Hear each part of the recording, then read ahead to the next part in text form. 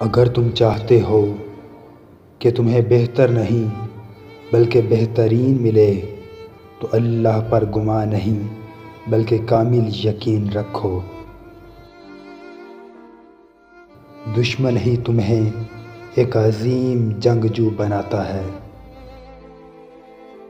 جاہل اپنی جہالت کو نہیں دیکھتا ہے کیونکہ وہ اس کے اندھیرے میں ہے، اور نہ ہی جاننے والا اپنا علم دیکھتا ہے کیونکہ وہ اس کی روشنی میں موجود ہے۔ تمہارا ایک ہی رب ہے، پھر بھی تم اسے یاد نہیں کرتے۔